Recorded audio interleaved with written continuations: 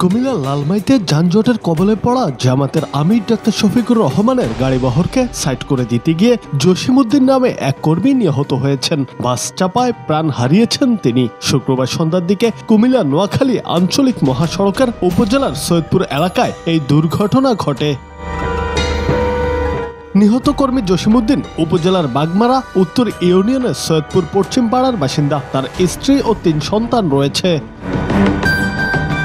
প্রত্যক্ষদর্শীরা জানান, সন্ধ্যা ৭টার দিকে আমির শফিকুর রহমানের বহরের ৪টি গাড়ি বাগমারা উত্তর বাজারে যানজটে আটকা পড়ে। এই সময় জামাতের স্থানীয় নেতাকর্মীরা সড়কে যান চলাচল স্বাভাবিক করতে ট্রাফিকের দায়িত্ব পালন করছিলেন।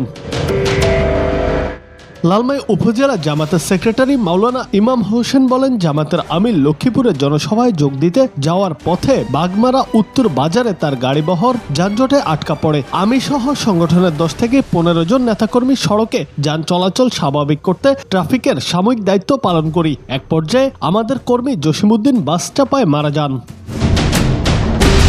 লালমাই থানার ভারপ্রাপ্ত কর্মকর্তা মোহাম্মদ শাহ আলম বলেন, বাস চাপায় একজনের মৃত্যু হয়েছে। এই ঘটনায় দিশা পরিবহনের একটি বাস আটক করা হয়। নিহতের লাশ স্বজনরা বাড়িতে নিয়ে গেছেন। কোনো অভিযোগ না থাকায় লাশ দাফনের অনুমতি দেওয়া হয়েছে। জুনায়েদ আহমেদ, বাংলা টিভি।